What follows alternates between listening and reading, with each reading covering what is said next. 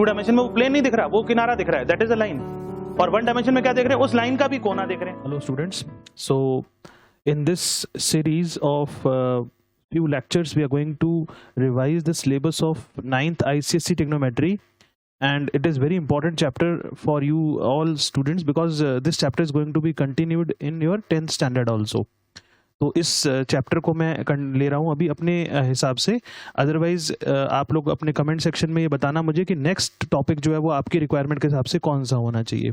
तो ये टॉपिक आप लोगों ने होपफुली कर लिया होगा, लेकिन फिर भी कुछ ऐसे डाउट होते हैं जो कि हम लोगों के क्लियर नहीं हो पाते हैं। उन डाउट्स को हम लोग यहाँ पे क्लियर करेंगे और अपने कंसेप्ट पे बेसिकली ध्यान देंगे। तो बिना कुछ डिले के हुए हम अपने चैप्टर को स्टार्ट करते हैं। तो ये चैप्टर आपके कोर्स में चैप्टर नंबर 22 है and this is trigonometrical ratios. Trigonometrical ratios हमें पढ़नी है और ये यूनिट 7 के अंडर में आती है, और जिसमें कि ट्रिग्नोमेट्रिकल रेशोज से हम स्टार्ट करते हैं और धीरे धीरे करके उनको अप्लाई करना स्टार्ट करते हैं, उनको यूज़ करते हैं। और 10th क्लास के अंदर भी ये काफ़ी इंपॉर्टेंट टॉपिक आपके सामने आएगा। तो इसके अंदर हमें बेसिकली जो पढ़ने हैं, जो हमारे पास ट्रिग्नोमेट्रिकल रेशोज आएंगे वो साइन है, कोसाइन है, टेंजेंट है और इनके रेसिप्रोकल्स को पढ़ेंगे हम लोग। तो सबसे पहला जो पॉइंट है जो हमें समझना चाहिए वो है कि जो ट्रिग्नोमेट्री है, देखो आप राइट साइड में देख रहे होंगे, जो ट्रिग्नोमेट्री वर्ड है, ये ट्रिग्नोमेट्री वर्ड दो ग्रीक वर्ड से मिलकर बना है और वो ग्रीक वर्ड है ट्राइगोनॉन एंड मेट्रॉन। ट्राइगोनॉन और मेट्रॉन दो ग्रीक वर्ड्स को जब हम मिला लेते हैं आपस में तो ये वर्ड ट्रिग्नोमेट्री ओरिजिनेट हुआ। तो ट्राइगोनॉन जो है इसका मीनिंग होता है ट्रायंगल और मेट्रॉन का मतलब होता है measurement.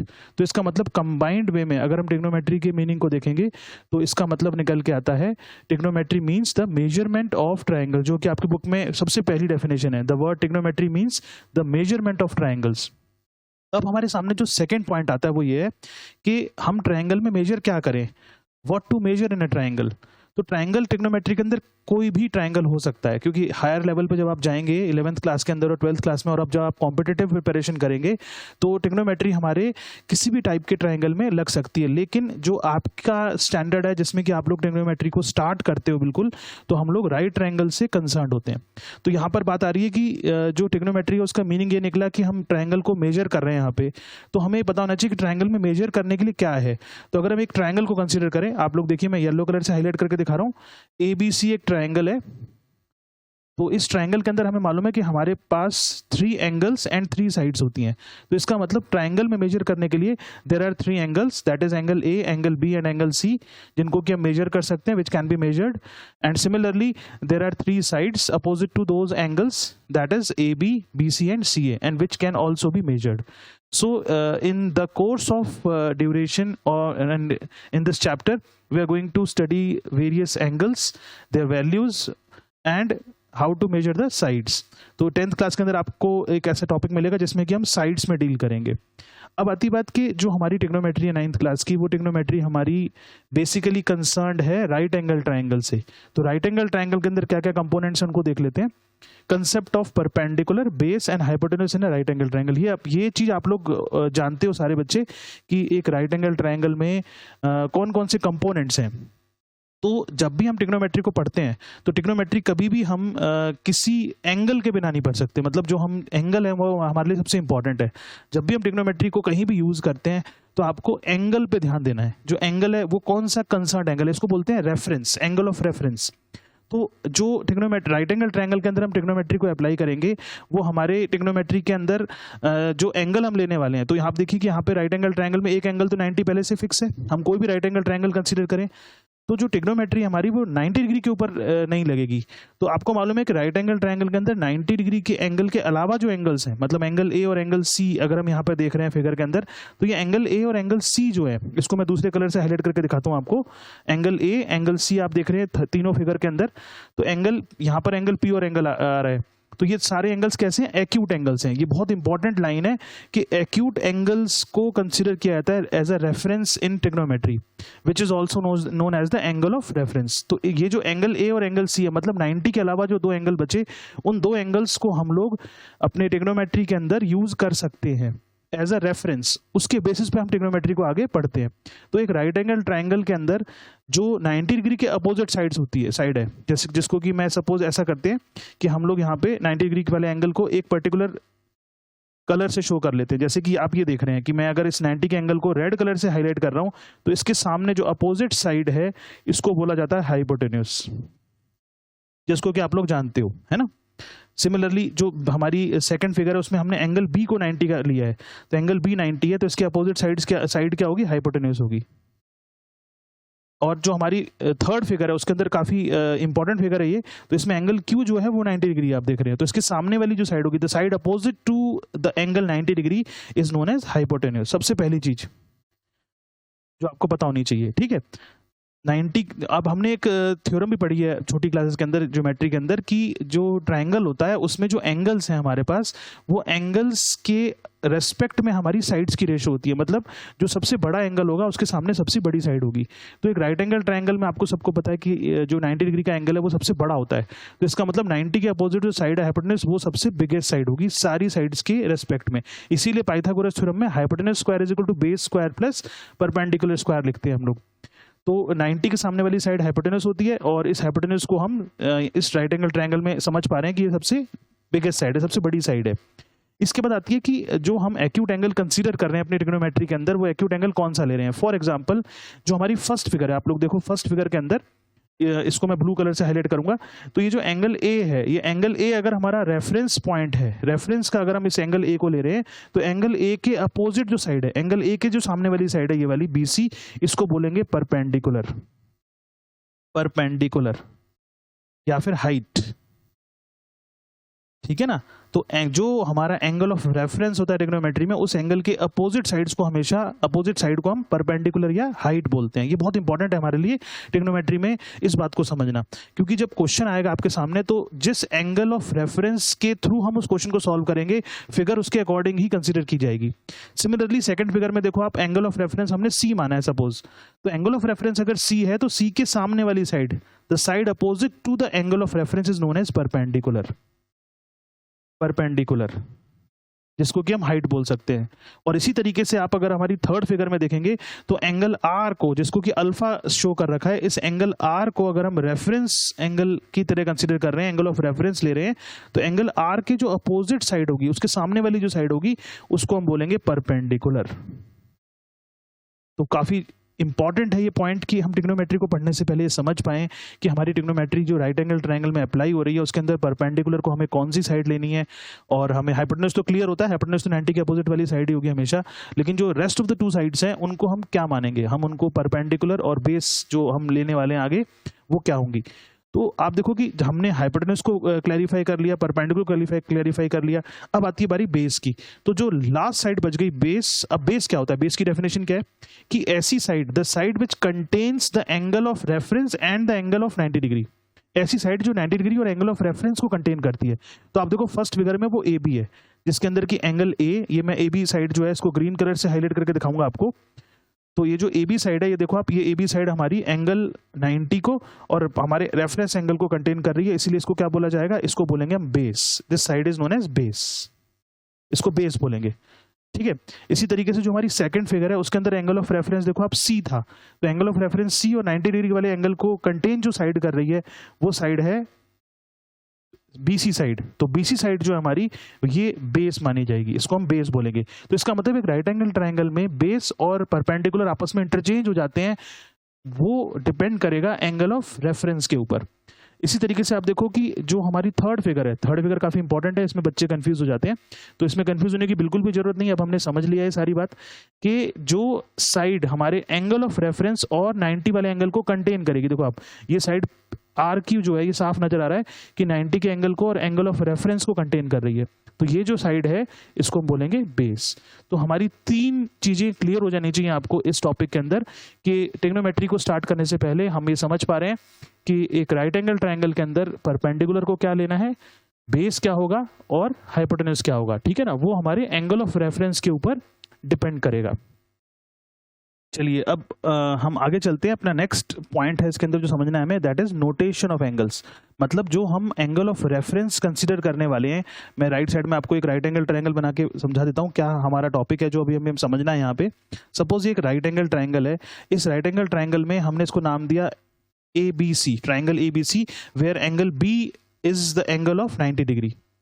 So it is our choice, or it is the choice of the examiner, that he can give you which angle may be considered as the angle of reference. Angle of reference कौन सा लेना है? Suppose हम यहाँ पे angle of reference C consider कर रहे हैं, तो ये जो एंगल ऑफ रेफरेंस C है, इसको हम किसी एक पर्टिकुलर ग्रीक लेटर से डिनोट कर सकते हैं। तो वो ग्रीक लेटर कौन से हो सकते हैं? तो वो यहाँ पे हमें बताए गए हैं। वो थीटा हो सकता है, फाई हो सकता है, अल्फा हो सकता है, बीटा हो सकता है, गामा हो सकता है। स्मॉल लेटर्स होते हैं सारे ये, और बेसिकली थीटा को यूज करते हैं हम लोग। तो ये ग्रीक लेटर्स हमारे एंगल ऑफ रेफरेंस को रिप्रेजेंट करेंगे। तो आप यहाँ पे देख रहे हैं कि जो एंगल C है वो मैं अगर थीटा मान लेता हूँ, तो इस थीटा के रेस्पेक्ट में ट्राइंगल की बाकी साइड्स को यहाँ पे रिप्रेजेंट किया जाएगा। अगर ये थीटा हम एंगल ले रहे हैं, इस थीटा की जगह पे हम फाई भी ले सकते हैं। तो ये जो एंगल हमारा C एंगल है, इसको हम किसी भी एक ग्रीक लेटर से क्वेश्चन के अंदर रिप्रेजेंट कर सकते हैं। थीटा कंसिडर कर सकते हैं, फाई कंसिडर कर सकते हैं, अल्फा कंसिडर कर सकते हैं, बीटा कंसिडर कर सकते हैं, गामा कंसिडर कर सकते हैं। क्योंकि क्लास 10th के अंदर क्या होगा कि ऐसे क्वेश्चंस आएंगे जिसके अंदर कि हम ट्राइंगल की साइड्स को मेजर करेंगे, और उसमें एक राइट एंगल ट्राइंगल की जगह पे फिगर ऐसी बनती है जिसके अंदर कि दो राइट एंगल ट्राइंगल भी बन सकते हैं। तो वहाँ पे हमें दो एंगल्स की जरूरत पड़ने वाली है। तो उसके लिए फिर हम ये सारे एंगल्स की जो नोटेशंस हैं उनको यूज कर सकते हैं।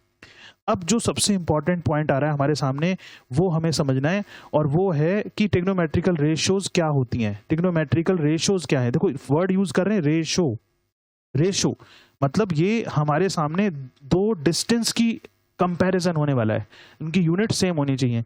तो अगर हम इस ट्रिग्नोमेट्रिकल रेशियोज को समझे ध्यान से, तो देखो यहाँ पे क्या समझना है हमें कि सपोज हम एक राइट एंगल ट्राइंगल कंसीडर करते हैं, क्योंकि आपकी ट्रिग्नोमेट्री सारी राइट एंगल ट्राइंगल से कंसर्न्ड है। तो हमने इस ट्राइंगल को नाम दे दिया ABC ट्राइंगल, जिसमें कि एंगल B को हमने 90 डिग्री पे कंसिडर किया है, और हमारा जो एंगल ऑफ रेफरेंस है सपोज हम C मान लेते हैं, और इस एंगल को हम थीटा एज्यूम कर लेते हैं। तो जैसे ही हम ये एंगल थीटा मानेंगे एंगल C को, तो थीटा के अपोजिट जो साइड है, अब आप साफ देख पा रहे होंगे कि थीटा के अपोजिट AB साइड है, तो ये AB साइड हमारी बन जाएगी परपेंडिकुलर, जिसको कि मैं कैपिटल P से रिप्रेजेंट कर रहा हूँ। इसके बाद जो हमारे पास बाकी, क्योंकि हाइपोटेनस तो पहले से क्लियर होता है कि 90 के सामने वाली साइड, जो 90 डिग्री एंगल हमने माना है राइट एंगल ट्राइंगल में, उसकी जो अपोजिट साइड है वो हाइपोटेनस माना जाएगा। अब जो थर्ड साइड बच गई वो अपने आप बेस बन जाती है, जिसको कि हम कैपिटल B से रिप्रेजेंट कर रहे हैं। तो जो BC है वो बेस क्यों है? क्योंकि वो 90 और थीटा को कंटेन करता है। इतना हम समझ चुके हैं। अब आती है बात कि हमारे पास 3 साइड्स हैं, इन साइड्स की रेशो को ही ट्रिग्नोमेट्रिकल रेशो बोला जाता है। तो आप ध्यान से देखिए कि अगर हम सपोज परपेंडिकुलर को कंसीडर करें, मैं फर्स्ट केस में परपेंडिकुलर ले रहा हूं, तो परपेंडिकुलर की जो रेशो है वो हाइपोटेनस के साथ आ सकती है, परपेंडिकुलर की रेशो बेस के साथ आ सकती है। तो इसका मतलब यहां से दो रेशो निकल के आ रही हैं, एक तो परपेंडिकुलर अपॉन हाइपोटेनस, और दूसरी रेशो हो रही है बेस अपॉन हाइपोटेनस। इसी तरीके से अगर हम बेस को कंसीडर करें, अगर हम बेस को लें, तो बेस के साथ दो कॉम्बिनेशन बनते हैं। बेस के साथ क्या आ सकता है? हाइपोटेनस आ सकता है, बेस के साथ परपेंडिकुलर आ सकता है। मतलब न्यूमरेटर में क्या ले रहे हैं, जो मैं यहाँ पे P लिख रहा हूँ वो न्यूमरेटर में ले रहा हूँ, और जो उसके अलावा दो साइड बच गई वो हमने डिनोमिनेटर में ले ली, तो रेशो बन गई हमारी। सिमिलरली हमने B को लिया, तो B के साथ हाइपोटेनस और परपेंडिकुलर दोनों हम एज अ बेस ले सकते हैं। तो यहाँ पर हम देख लेंगे कि जो B के साथ रेशो बनेगी वो B अपॉन H बन सकती है, मतलब बेस अपॉन हाइपोटेनस, और जो हमारी B के साथ अगली रेशो बन सकती है वो बन सकती है बेस अपॉन परपेंडिकुलर। इसी तरीके से हम अगर थर्ड केस देखें अपना, तो थर्ड केस में हम हाइपोटेनस को भी कंसीडर कर सकते हैं, क्योंकि वो भी एक साइड है। और इसके लिए अगर हम देखें ध्यान से, तो हाइपोटेनस की, अगर हम हाइपोटेनस को न्यूमरेटर मानेंगे, तो जो डिनोमिनेटर है वो क्या बन सकता है? परपेंडिकुलर भी बन सकता है और बेस भी बन सकता है। तो हाइपोटेनस को अगर न्यूमरेटर मानेंगे तो डिनोमिनेटर P और B में से कोई भी हम ले सकते हैं। तो यहाँ पर जो हमें रेशो निकल के आ रही है वो निकल के आ रही है हाइपोटेनस अपॉन परपेंडिकुलर और हाइपोटेनस अपॉन बेस। तो ये मैंने क्यों लिखा है यहाँ पे, उसका रीजन है कि अगर हम 3 साइड्स, हमारे पास 3 साइडें हैं, एक राइट एंगल ट्रायंगल में और किसी भी ट्रायंगल में 3 साइडें हैं, तो राइट एंगल ट्रायंगल में 3 साइडों से अगर हम रेशो बनाएं साइड्स की, तो वो रेशो कितनी बन के आ रही हैं? जो पॉसिबल हमारे पास आउटकम्स है वो क्या निकल के आ रहे हैं? Perpendicular upon hypotenuse, base upon hypotenuse, मतलब 2, 3, 4, 5 एंड 6। तो इसका मतलब 6 रेशोज बन सकती हैं 3 साइडों को लेकर। तो 3 साइडों को लेके जो 6 रेशोज आपको नजर आ रही हैं, इन रेशोज को हम बोलते हैं ट्रिग्नोमेट्रिकल रेशोज, और इनके फिर नाम होते हैं। तो ये सारी हमारी क्या है? ट्रिग्नोमेट्रिकल रेशोज हैं। अब आती है बात की जो ट्रिग्नोमेट्रिकल रेशोज हमने निकाली हैं, इनके नाम क्या हैं? तो इनके नाम को फिर हम लोग यहाँ पर सीखेंगे, क्योंकि सारे ग्रीक नेम्स हैं, तो इनके जो नाम हैं उनके हिसाब से फिर हम इन रेशोज को आगे कैटेगराइज करते हैं। तो वो जो कैटेगराइज कर रहे हैं जो हम रेशो को, वो क्या है देखो उनको समझते हैं। तो ट्रिग्नोमेट्रिकल रेशोज हमारी हमने देखा कि यहाँ पे 6 ट्रिग्नोमेट्रिकल रेशोज बन के आ रही हैं। तो वो क्या है देखो, the ratio between the lengths of a pair of two sides of a right angle triangle is called a trigonometrical ratios. कोई भी दो साइडों की रेशो को हम ट्रिग्नोमेट्रिकल रेशो बोलते हैं। तो वो बेसिकली 6 ट्रिग्नोमेट्रिकल रेशोज के नाम क्या है? पहला नाम है SINE, साइन। दूसरा नाम होता है कोसाइन, ये पूरा नाम है उसका। Tangent, cotangent, secant, cosecant. There are 6 trigonometrical ratios which are known as sine, cosine, tangent, cotangent, secant and cosecant। लेकिन हम जब हम इनको यूज करना स्टार्ट करते हैं तो शॉर्ट में इनको हम बोल देते हैं साइन, कॉस, टेन, कॉट, सेक, कोसेक। इनको इस तरीके से हमें बोलना नहीं चाहिए शॉर्ट में, इसका पूरा नाम हमें आना चाहिए। क्योंकि कुछ क्वेश्चंस ऐसे आते हैं जिसके अंदर लिखा होता है the tangent of the angle, तो बच्चा टेंजेंट को कुछ और समझ लेता है फिर वहां पे। तो आपको ये फुल नेम भी पता होने चाहिए। शॉर्ट फॉर्म भी यूज करेंगे हम लोग, लेकिन फुल नेम के हिसाब से। तो एक राइट एंगल ट्रायंगल ABC अगर हम ले रहे हैं, और ABC राइट एंगल ट्रायंगल आपको राइट साइड में मैंने बना के भी दिखाया हुआ है, तो उस ट्रायंगल के अंदर मैंने जो रेफरेंस एंगल लिया था वो एंगल C लिया था। तो अगर मैं अपनी फिगर को दोबारा से रीनेम कर लेता हूं, ठीक है, तो यहाँ पर अगर हम अपनी फिगर को रीनेम कर लें, तो मैं इसको अपने जो यहाँ पर आपके सामने डेफिनेशन दी है उसके अकॉर्डिंग लिख रहा हूँ। तो यहाँ पर एंगल A को रेफरेंस एंगल लिया है, एंगल A हमारा रेफरेंस एंगल है, और जो हमारी एंगल 90 डिग्री वाला है, 90 डिग्री वाले एंगल को इन्होंने B लिया है और इसको हमने C लिया है। ठीक है, तो यहाँ पर हम लोगों को जो राइट एंगल ट्रायंगल दिखाई दे रहा है, इसके अंदर एंगल ऑफ रेफरेंस जो है वो एंगल A है, जिसको कि हम क्या बोल रहे हैं यहाँ पे, थीटा बोल रहे हैं। तो एंगल A के रेस्पेक्ट में अगर हम ध्यान से देखें तो परपेंडिकुलर जो है, देखो अब मैं यहाँ पे नाम लिखूंगा इसका, जो हमारा परपेंडिकुलर है वो BC है, हमने P से रिप्रेजेंट किया है उसको। जो हमारा बेस है वो AB है, जो BA भी बोल सकते हैं, और जो हमारा हाइपोटेन्यूस है वो हमारा AC है साइड। तो जो सबसे पहली ट्रिग्नोमेट्रिकल रेशियो उसको हम देखते हैं, लेफ्ट साइड में देखिए सारे बच्चे, साइन जो हमारे पास आ रहा है वो किस एंगल के रेस्पेक्ट में आ रहा है, एंगल A के रेस्पेक्ट में ले रहे हैं हम उसको, तो इसलिए इसको बोलेंगे साइन A। शॉर्ट में बोलेंगे SIN ब्रैकेट में A। बच्चे सिन बोलते हैं, सिन नहीं बोलना है, सिन तो कुछ और होता है, आपको मालूम है, ठीक है, ये पाप नहीं करना आप लोगों को। तो साइन A बोलेंगे इसको, शॉर्ट में लिखेंगे लेकिन बोलेंगे पूरा नाम, है ना। कॉस बोल सकते हो, लेकिन साइन के लिए हमारी दिक्कत है क्योंकि SIN ही है पूरा वो, और आप उसको सिन A नहीं बोलेंगे, ठीक है, साइन A। तो साइन A जो होती है वो रेशो होती है perpendicular upon hypotenuse, perpendicular upon hypotenuse. तो आप देखो परपेंडिकुलर क्या है हमारी फिगर में, BC, और हाइपोटेन्यूज क्या है, AC। तो इसको सबसे पहली ट्रिग्नोमेट्रिकल रेशो को नाम दिया हमने, जो कि परपेंडिकुलर और हाइपोटेन्यूज की रेशो है। तो परपेंडिकुलर को अगर हाइपोटेन्यूज से डिवाइड कर दें तो हमें मिलती है जो ट्रिग्नोमेट्रिकल रेशो, उसका नाम है साइन A। सिमिलरली जो नेक्स्ट रेशो है वो है कोसाइन, जिसको कि हम कॉस A के नाम से बोलेंगे। तो कॉस A जो रेशो होती है वो होती है बेस अपॉन हाइपोटेन्यूज, मतलब परपेंडिकुलर को अगर हाइपोटेन्यूज से डिवाइड करें तो साइन A आता है, और बेस को अगर हाइपोटेन्यूज से डिवाइड करें तो कॉस A आएगा, ठीक है ना। कोसाइन ऑफ A भी बोल सकते हैं इसको, वैसे कॉस A बोलते हैं। और आप देख रहे हैं कि बेस हमारी फिगर के अंदर क्या है, AB है, और हाइपोटेन्यूज क्या है, AC है। तो हमारे पास दो ट्रिग्नोमेट्रिकल रेशो क्लियर हो जाती है हमें, एक मिली हमें साइन A और दूसरी मिली हमें कॉस A। तो दोनों रेशो के डिनोमिनेटर में हाइपोटेन्यूज है, ऐसे याद रखेंगे। साइन, इसको मैं एक याद करने का तरीका भी बता दूंगा आपको, पहले सारी ट्रिग्नोमेट्रिकल रेशियोज को एक बार देख लेते हैं, उसके बाद फिर हम लोग इसको याद करने का तरीका भी देखेंगे, क्योंकि ये सारी चीजें ना प्रैक्टिस से आएंगी। ट्रिग्नोमेट्री बिना प्रैक्टिस के नहीं आती है, अगर हम इसको समझ ले तो ठीक है, लेकिन बिना प्रैक्टिस के ट्रिग्नोमेट्री आपको नहीं आएगी। और सबसे इजी भी ट्रिग्नोमेट्री पड़ेगी आपको, अगर आप एक बार इसकी प्रैक्टिस कर लेंगे तो आप इसको कभी नहीं भूलेंगे, और बहुत ही इंटरेस्टिंग होती है और बहुत ज्यादा यूज होती है, कॉम्पिटिशन में बहुत ज्यादा पूछी जाती है, ठीक है ना। तो आपका जो बेस है वो बड़ा स्ट्रांग होना चाहिए ट्रिग्नोमेट्री के लिए। तो हमारी जो नेक्स्ट ट्रिग्नोमेट्रिकल रेशियो है वो है टेंजेंट, जिसको टेन बोलेंगे। तो हम एंगल ऑफ रेफरेंस A ले रहे थे, है ना, तो इसको बोलेंगे टेन A। अब टेन A जो है वो क्या होता है, परपेंडिकुलर अपॉन बेस, मतलब जो राइट एंगल ट्रायंगल है उसमें परपेंडिकुलर को अगर बेस से डिवाइड कर दें, जिसको कि हम फिगर में BC अपॉन AB देख पा रहे हैं, आप देख रहे होंगे BC और AB हमारे परपेंडिकुलर बेस हैं, तो इससे हमें जो ट्रिग्नोमेट्रिकल रेशियो मिलेगी उसका नाम क्या होता है, टेन A बोलते हैं उसको शॉर्ट में, या फिर टेंजेंट ऑफ A बोल सकते हैं। नेक्स्ट ट्रिग्नोमेट्रिकल रेशो जो है, देखो बेसिकली हमारे पास दो ट्रिग्नोमेट्रिकल रेशो हैं। जो ट्रिग्नोमेट्रिकल रेशो है बेसिकली दो हैं, जो ट्रिग्नोमेट्रिकल रेशोज हैं वो फंडामेंटल रेशो अगर हम देखें तो वो दो हैं। पहली रेशो है जिसको हम बोल रहे हैं साइन थीटा, और दूसरी रेशो जो है वो है कॉस थीटा।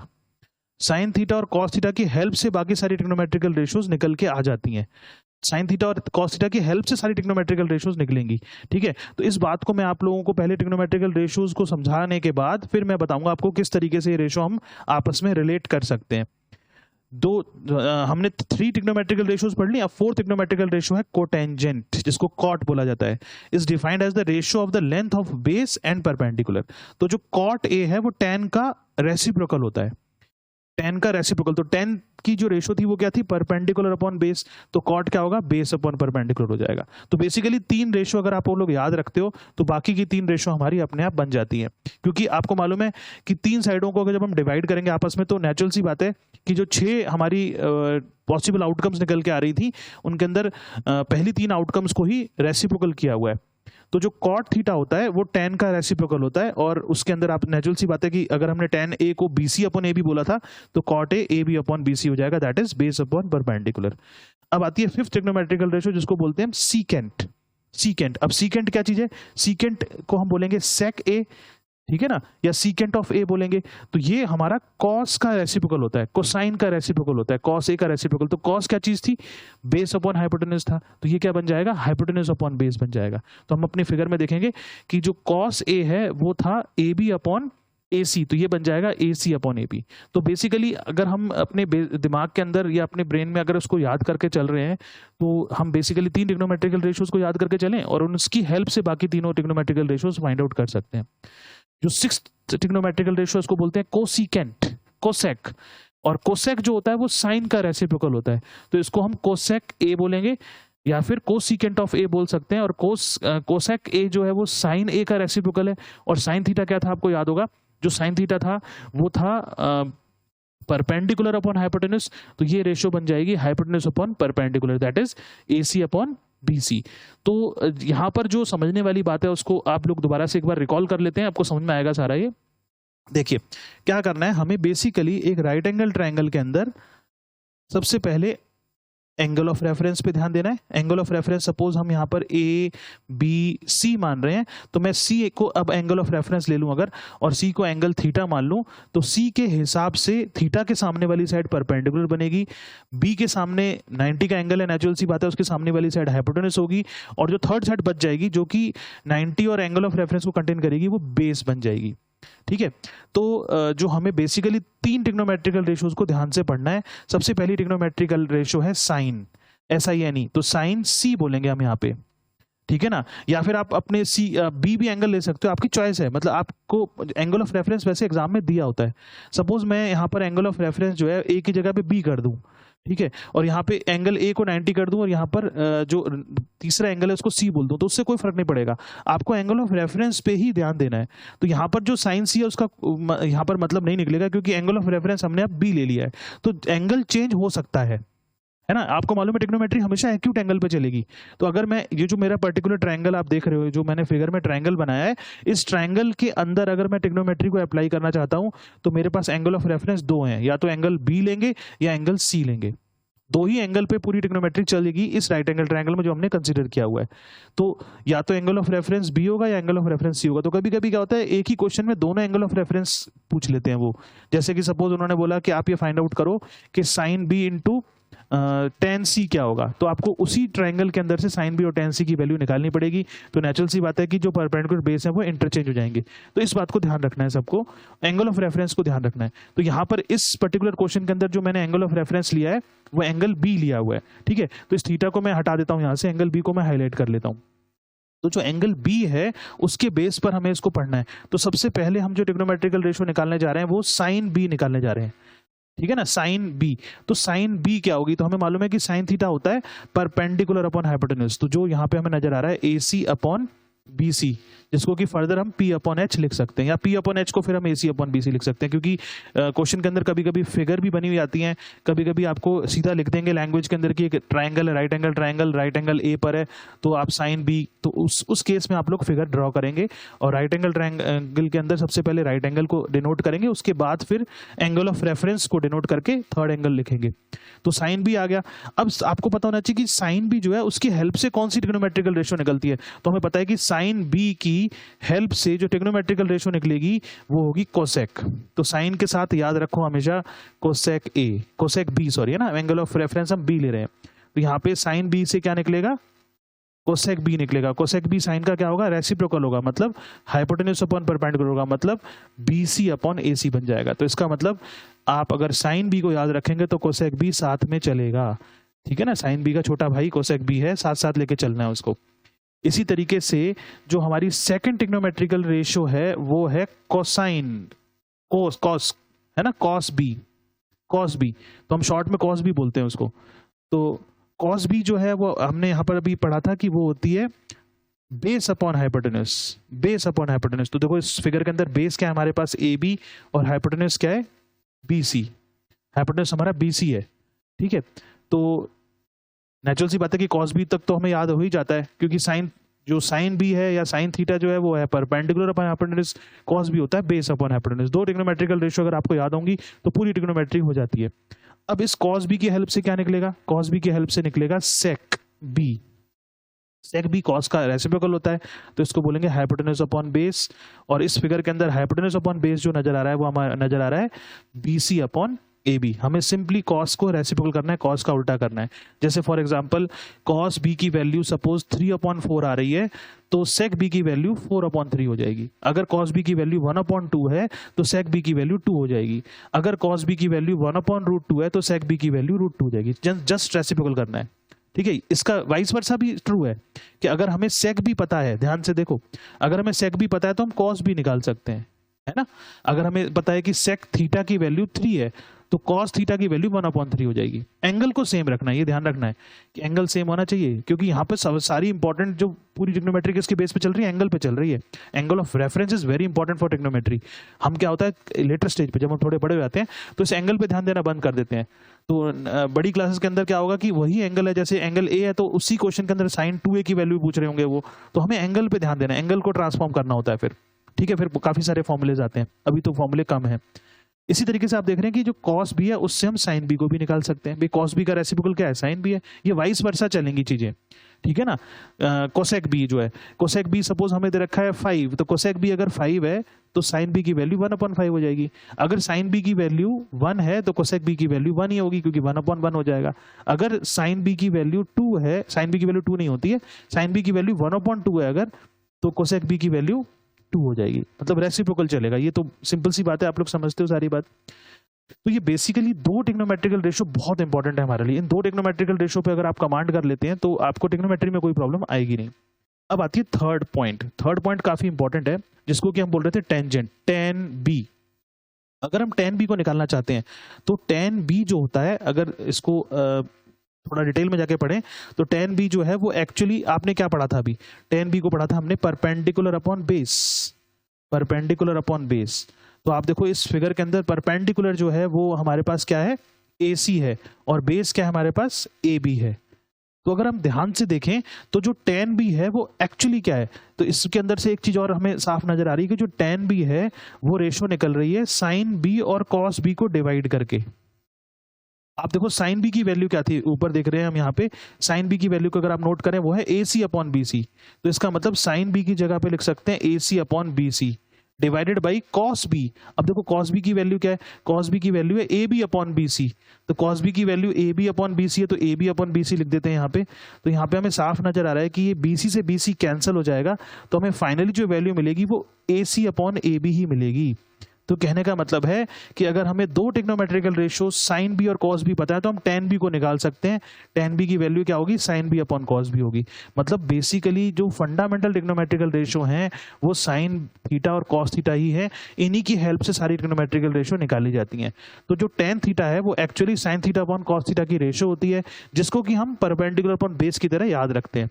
अब आती बात कि tan थीटा से क्या निकलेगा, tan थीटा से आपको मिलेगी कोटेंजेंट, ठीक है ना। तो cot B मिल जाएगा हमें। cot B क्या होगा, tan B का रेसिप्रोकल होगा, जो कि बन जाएगा B अपॉन P, क्योंकि tan थीटा जो है वो परपेंडिकुलर अपॉन बेस है।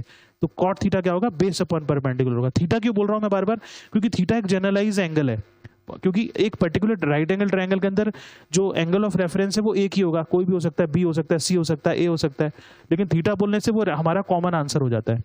तो cot B जो है वो बेस अपॉन परपेंडिकुलर हो गया, जिसको कि हम फर्दर इस फिगर के अकॉर्डिंग लिख सकते हैं AB अपॉन AC।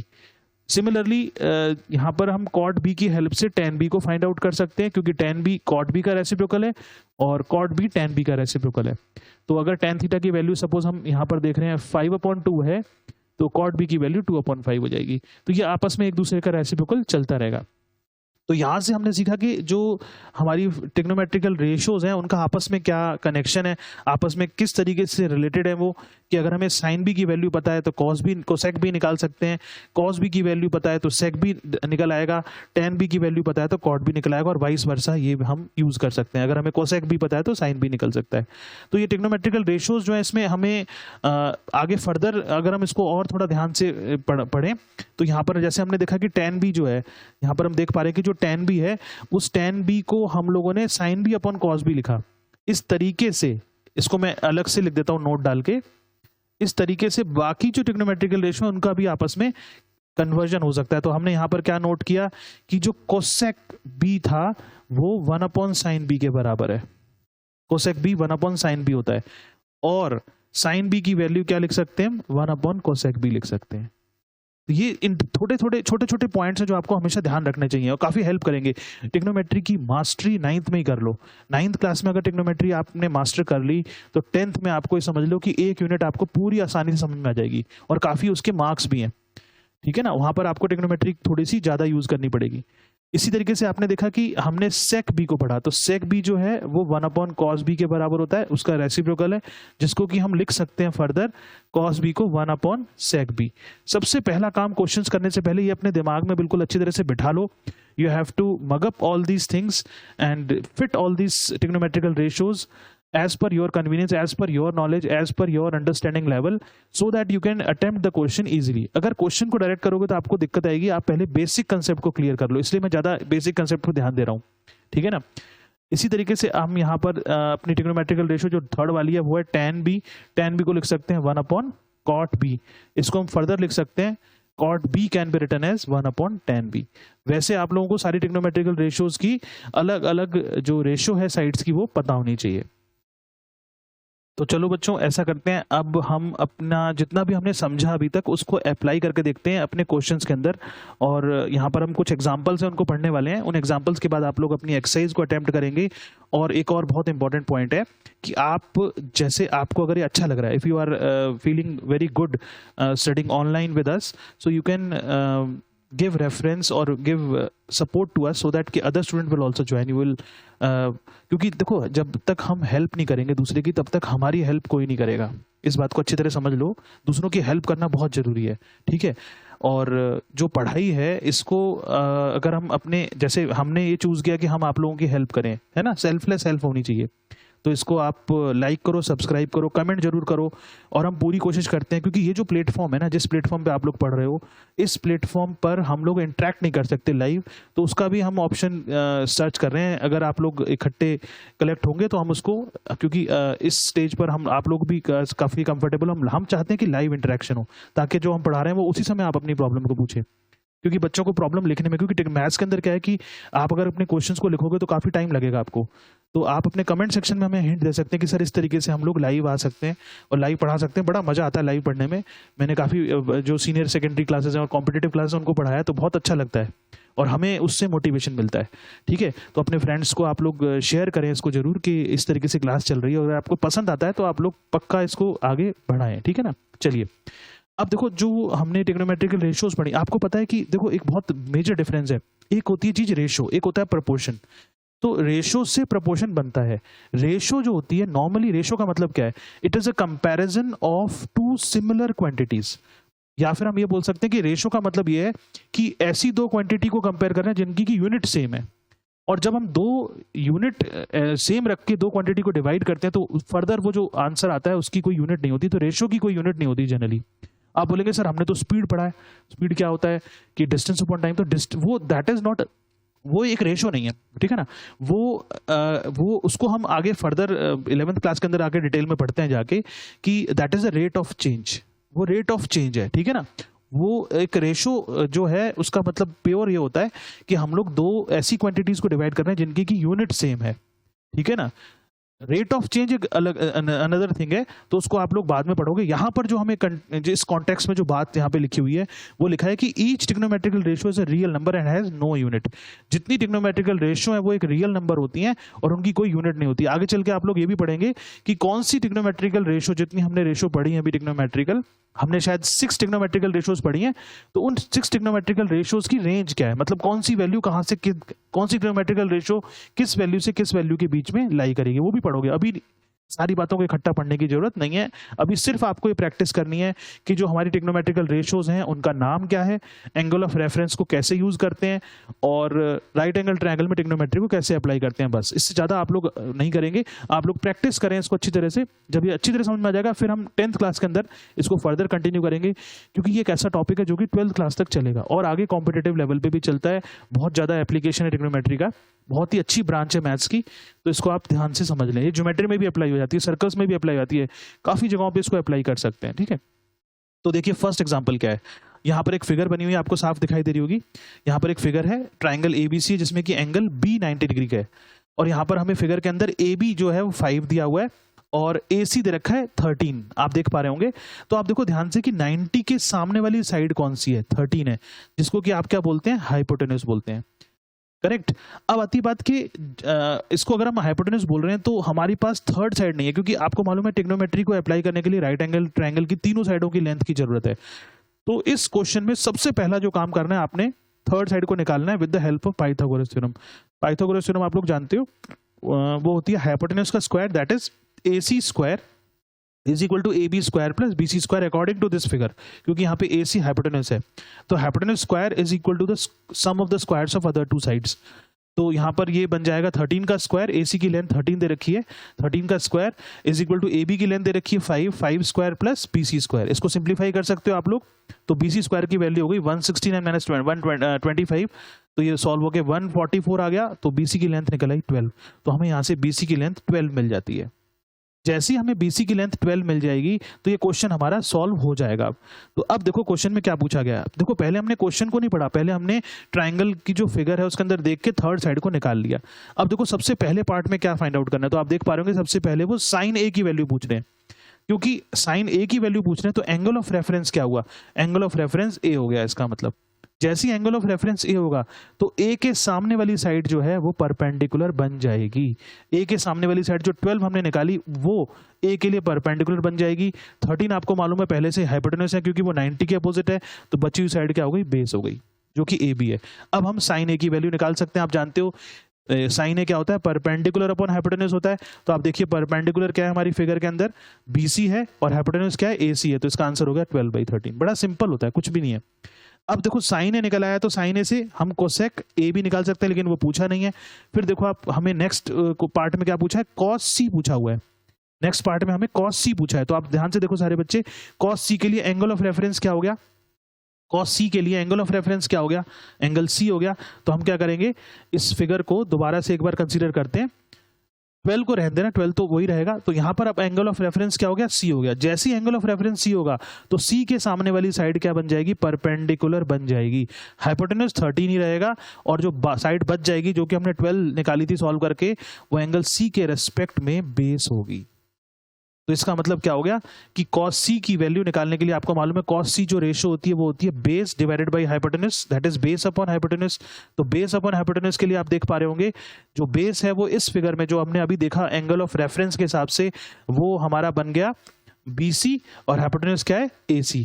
तो इसका आंसर हो गया 12/13। तो आप देख पा रहे होंगे कि A की फिगर में साइन A की वैल्यू भी 12/13 है और cos C की वैल्यू भी 12/13 है। तो इसका मतलब क्या है, अगर आप अब इसको कॉन्सेप्ट वाइज देखें तो कोई अगर आपसे पूछे कि एक ट्रायंगल में साइन और cos A की वैल्यू बराबर हो सकती, साइन A और cos C की वैल्यू बराबर है, बस ये ध्यान देना है कि रेशियो सेम हो सकती है, एंगल ऑफ रेफरेंस डिफरेंट है। Value sine A cos A की बराबर भी हो सकती है, आगे चल के आप देखेंगे, लेकिन यहाँ पे इस पर्टिकुलर क्वेश्चन के अंदर ये इन्फ्रेंस निकल के आया कि साइन A और cos C की वैल्यू क्या है, आपस में बराबर हैं और होंगी, ठीक है ना, क्योंकि एंगल ऑफ रेफरेंस चेंज हो गया। अब हम अपने नेक्स्ट अगर पार्ट में देखें तो आपको यहाँ पे पूछा गया है कि tan A की वैल्यू निकालिए। तो आप देख सकते हैं कि tan A की वैल्यू भी हम इसी तरीके से फाइंड आउट कर सकते हैं। यहाँ पर एंगल ऑफ रेफरेंस क्या हो जाएगा, A हो जाएगा। तो दोबारा से हम अपनी फिगर को देखें तो फिगर में देखो आप लोग, मैं हाईलाइट कर रहा हूँ इसको, एंगल ए जो है वो अगर हम tan ए की वैल्यू को फाइंड आउट करना है हमें, आप देख पा रहे होंगे थर्ड पार्ट में tan ए निकालना है हमें, तो एंगल ए के सामने वाली साइड क्या बन जाएगी, परपेंडिकुलर बन जाएगी। 13 हमारा हाइपोटेन्यूज है ही क्योंकि वो 90 के अपोजिट है, और 5 जो है वो हमारा बेस हो गया। इसके हिसाब से फिर हम tan a को फाइंड आउट कर सकते हैं, ऐसे कोसेक c निकाल सकते हैं। ये जो पार्ट है क्वेश्चन 1 का, इसमें हमें इस राइट एंगल ट्रायंगल में, एक ही राइट एंगल ट्रायंगल में सारी वैल्यूज को फाइंड आउट करना सिखाया गया है, ठीक है ना। और यही चीज आपकी फुल एक्सरसाइज के अंदर यूज होगी। फिफ्थ पार्ट इसका अच्छा पार्ट, एक काफी इंपॉर्टेंट है। फिफ्थ पार्ट को आप लोग ध्यान से करना, क्योंकि फिफ्थ पार्ट में पूछा हुआ है सेक स्क्वायर ए माइनस टेन स्क्वायर ए। तो सेक्स स्क्वायर है माइनस टेन स्क्वायर का मतलब क्या होता है, पहले इस बात को समझ लो सारे बच्चे, कि मैंने स्पेशली अलग से लिख इसलिए रहा हूं क्योंकि सेक्स स्क्वायर का मतलब है, क्योंकि यहाँ पर नोटेशन क्या है, सेक्स स्क्वायर ए, तो आप कंफ्यूज नहीं होना, इसका मतलब है सेक ए का होल स्क्वायर। ये जो ट्रिग्नोमेट्रिकल रेशियो है इसमें होल स्क्वायर यूज हो रहा है। तो होल स्क्वायर को लिखने का तरीका होता है, जैसे कि हमने लिखा sine theta into sine theta, that is equal to sine theta का whole square, that is further equal to sine square theta. ये ध्यान रखना है, ठीक है। तो tan स्क्वायर ए का मतलब क्या हो गया, tan ए का होल स्क्वायर। अब क्या करना है, अब इनकी वैल्यूज को निकाल के पुट कर देना है बस यहाँ पे, और सॉल्व कर देना है क्वेश्चन को। तो इस तरीके से करेंगे। तो आई होप ये फर्स्ट क्वेश्चन आप लोगों को समझ में आया होगा, और अगर नहीं आया होगा तो आप बता देना, दोबारा से समझा देंगे, कोई दिक्कत नहीं है। आप लोग अच्छी तरह से प्रैक्टिस करिए। मेरा जो मेन मोटिव है, जो बच्चे हम अबव एवरेज बोलते हैं वो तो कर ही लेते हैं, लेकिन हमारा मेन जो एफर्ट है आप लोगों के लिए, वो हमारे लिए उन बच्चों के लिए जिनको की दिक्कत आ रही है पढ़ने में, या जिनको मैथ से डर लगता है। तो मैथ सबसे सिंपल सब्जेक्ट होता है सारे सब्जेक्ट्स के अंदर, आप लोग बिल्कुल भी डरे ना, बस हमें अपने कंसेप्ट पे ध्यान देना होता है। और आपकी इतनी अच्छी बुक है ये सलीना पब्लिकेशन वाली, बाकी बुक्स भी अच्छी हैं लेकिन मैंने इस किताब को देखा है, तो इसके अंदर जो सॉल्व एग्जाम्पल है वो काफ़ी अच्छे हैं। तो सॉल्व एग्जाम्पल्स को अगर आप लोग कर लोगे तो आपको मैक्सिमम क्वेश्चंस की टाइप समझ में आती है। वो टाइप्स को हम सॉल्व एग्जाम्पल के थ्रू समझते हैं, इसलिए मेरा एफर्ट रहता है कि मैं सॉल्व एग्जाम्पल सारे आपको अच्छी तरह से करा दूं। फिर एक्सरसाइज के अंदर से हम इंपॉर्टेंट क्वेश्चंस कर लेते हैं, और कोई अगर क्वेश्चन नहीं आता है समझ में तो आप उसको बता सकते हैं, ठीक है। चलिए देखिए क्वेश्चन नंबर 2 क्या है। इन अ राइट एंगल ट्राइंगल, देखो उसने साफ बोला है एक राइट एंगल ट्राइंगल है, तो हमने राइट एंगल ट्राइंगल बना लेना है।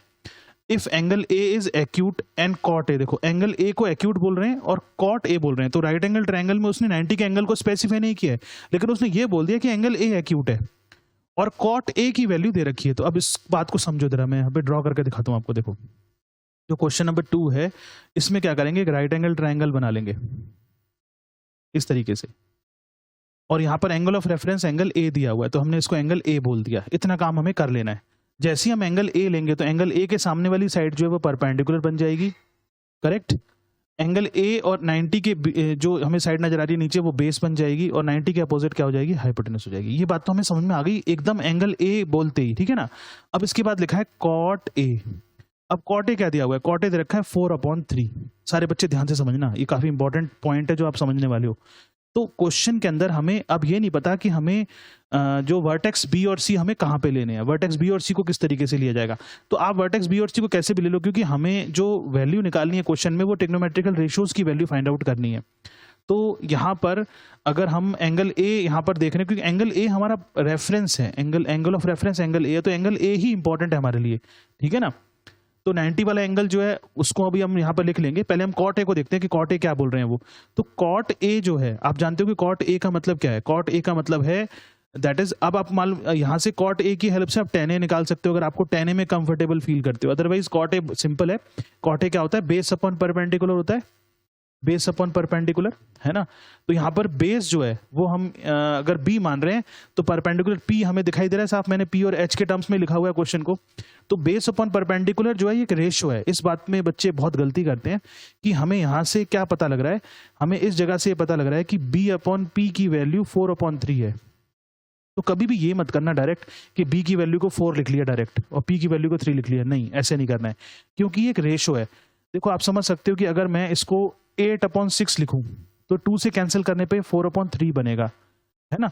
अगर मैं इसको 12/9 लिखूं तो इसको भी कैंसिल करने से 4/3 बनेगा। तो हमें क्या मालूम ये 4/3 कौन सी वैल्यू के बराबर है। तो कहने का मतलब है यहाँ पे हमें रेशो फैक्टर लेके चलना पड़ेगा। जब भी हम ट्रिग्नोमेट्री में डील करते हैं और हमें रेशो दी हुई होती है पहले से ही, तो आप क्या करेंगे, यहाँ पे रेशो फैक्टर मान लेंगे, ठीक है ना। तुमने मान लिया let the ratio factor be x मान लिया रेशो फैक्टर। तो रेशो फैक्टर को एक्स मानने से जो बेस की वैल्यू है वो बनेगी 4x और परपेंडिकुलर की वैल्यू बनेगी 3x। अब आप देखो कि जो बेस और परपेंडिकुलर की रेशियो 4/3 निकल के आएगी, लेकिन बेस की वैल्यू डायरेक्टली 4 नहीं लेनी है आपको। अब आपने जैसे प्रीवियस क्वेश्चन में देखा था कि हमने यहाँ पर देखा कि बेस हमने ले लिया 4x, परपेंडिकुलर 3x आ गया, तो हम हाइपोटेनस निकाल सकते हैं। तो हाइपोटेनस स्क्वायर क्या होता है? Base square plus perpendicular square होता है। तो हाइपोटेनस स्क्वायर की वैल्यू हो गई, बेस का स्क्वायर कर लो, that is 16x square, plus perpendicular square हो गया 9x स्क्वायर। तो इसको सिंप्लीफाई कर लेंगे, तो हाइपोटेनस स्क्वायर हो गया 25x स्क्वायर। तो hypotenuse is equal to square root of 25x square, और स्क्वायर रूट जब सॉल्व करेंगे आपको मालूम है ये 5x निकल के आ जाएगा। तो हाइपोटेनस की वैल्यू 5x आ गई, देख लो हाइपोटेनस की वैल्यू 5x हो गई। बेस की वैल्यू क्या है? बेस की वैल्यू हमने यहाँ पे 4x ली है और परपेंडिकुलर की वैल्यू क्या निकल के आई है? 3x। अब जो क्वेश्चन में पूछ रहे हैं वो हम फाइंड आउट कर सकते हैं। वो ये बोल रहे हैं कि बाकी सारी ट्रिग्नोमेट्रिकल रेशियोज को हम फाइंड आउट करना है इस क्वेश्चन में, तो हम यहाँ पे बाकी सारी ट्रिग्नोमेट्रिकल रेशियोज को अब फाइंड आउट करने की पोजीशन में हैं। तो आप यहाँ पे इसको हम सॉल्व करके देख लेते हैं। देखो, तो जो सबसे पहली ट्रिग्नोमेट्रिकल रेशियो है वो साइन ए निकलेगी। साइन ए होता है परपेंडिकुलर अपॉन हाइपोटेनस। अब आप देख रहे हैं कि परपेंडिकुलर की वैल्यू 3x है और हाइपोटेनस की वैल्यू 5x है, तो साइन ए की वैल्यू क्या हो गई? 3/5। मतलब उसको लिखना रेशो फॉर्म में ये कैंसिल करके, तो x कैंसिल हो जाएगा। इसी तरीके से आप लेफ्ट साइड में देखें, जो आपकी बुक में सॉल्व कर रखा है, देखो मैं हाईलाइट करके दिखाऊंगा। कॉस ए क्या होता है? बेस अपॉन हाइपोटेनस होता है, तो बेस की वैल्यू 4x हो गई और 5x हाइपोटेनस हमने निकाला, तो इसका आंसर 4/5 हो जाएगा। जैसे ही आपकी 3 ट्रिग्नोमेट्रिकल रेशियो आती है, बाकी सारी रेशियो आप निकाल सकते हो। आप सीधा tan a को cot a का अपोजिट लिख सकते हो। cot a दे रखा था 4/3, तो tan a क्या हो जाएगा? 3/4। आपको याद है sec a किसका उल्टा होता है? cos a का उल्टा होता है, तो cos a को रेसिप्रोकल कर दो, 5/4 हो जाएगा। कोसेक की वैल्यू क्या होगी? साइन ए का रेसिप्रोकल, दैट इज 5/3। सीधा सीधा आंसर फाइंड आउट लिख सकते हैं आप लोग, अगर आपको पता हो। अदरवाइज हम रेशो की जो फॉर्मूला है, हमारा रेशो की फॉर्म जो है साइड्स की, उसको लिख के भी कर सकते हैं, जैसे आपकी बुक में किया हुआ है।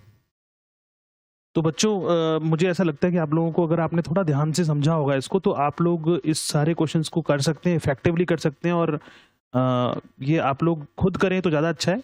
तो that's all for this class I think, because ज़्यादा लेंथी क्लास से आप लोग भी थोड़ा डिस्टर्ब हो जाते हो। तो हम छोटे छोटे ब्रेक्स में ही इसको करेंगे, और अपनी नेक्स्ट क्लास के अंदर हम लोग इस एक्सरसाइज के इंपॉर्टेंट क्वेश्चंस को डिस्कस करेंगे। और तब तक आप लोग अपने कमेंट सेक्शन में कमेंट जरूर कर देना, सो दैट कि हमें ये पता लगे कि हमें कौन से क्वेश्चंस को आपसे डिस्कस करना है। तो होपफुली हम लोग नेक्स्ट क्लास में अपनी फर्स्ट एक्सरसाइज फिनिश कर लेंगे, और फिर हम अपने आगे टॉपिक को कंटिन्यू करेंगे। आप लोग जरूर ये हमें बता दीजिए कि हमें नेक्स्ट चैप्टर कौन सा करना चाहिए, सो दैट कि हम उसको प्रॉपरली, क्योंकि इसको हम यहाँ पर पढ़ाने के लिए हमें काफ़ी सारे एफर्ट्स करने पड़ते हैं, तो वो हम पहले से ही हम तैयारी करके रखेंगे। ठीक है, thank you very much for attending this class, and please subscribe and convey this channel to your friends also, so that they can also be benefited by this. Thank you very much.